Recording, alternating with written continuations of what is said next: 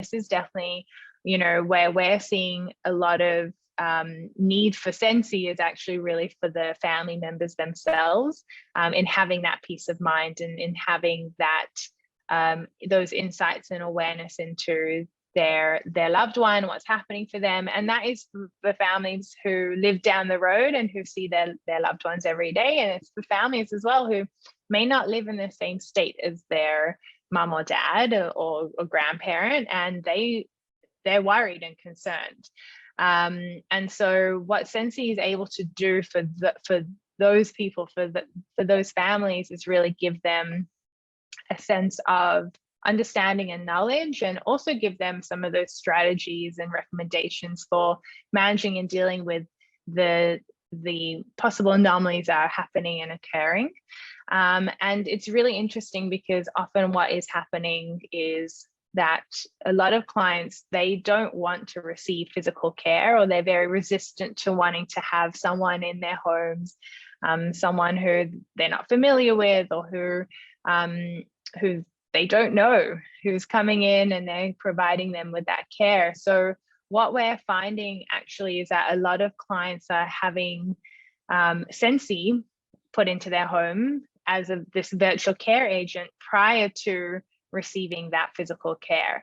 And this has happened in a number of cases, but one in particular comes to mind where, because of this scenario where family were concerned, client had some care needs but wasn't really you know, admitting to that or wanting to receive the care towards her needs. So Sensi was implemented prior to any physical care. And what Sensi was really picking up on was quite a lot of cognitive difficulties happening. There was a period of the day where, you know, Sensi was picking up on a lot of what we call cognitive anomalies. And these are instances where the client was very confused, quite forgetful, quite disorientated, making a lot of phone calls towards the family members in a lot of distress, and in general having a lot of difficulty during this period of time. And by having this, you know, summary of what is occurring, you know, what is the data, where are these cognitive anomalies happening and why, it really gave the home care agency and then the family members with a bit more of a perspective into what's happening for this person during the periods where there aren't visitors, there aren't family there to keep an eye on her, but there are difficulties happening, and I think it really helped them to understand how integral physical care was, but also helped them to be more intelligent with where they place the physical care.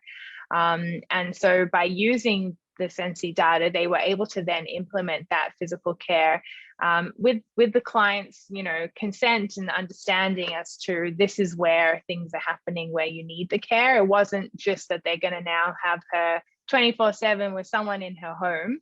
It was going to be during that period where there was more difficulty. So it was being able to work with the client and with the data that was really picking up on those anomalies to then give her that safety, give her that assistance during that period as she needed it.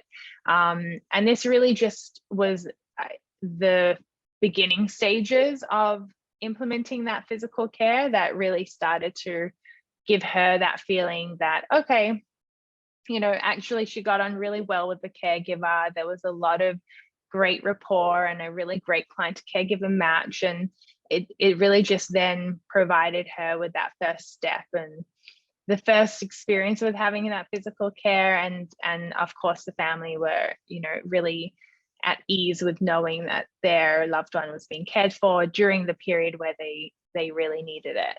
So this is definitely something that comes up quite a lot with that resistance. And it's definitely something where, you know, home care agencies are moving even more so towards having Sensi as the initial parts of their care, having Sensi as that virtual assessment as well into what are the needs before then providing that the physical care towards where those needs are being picked up on.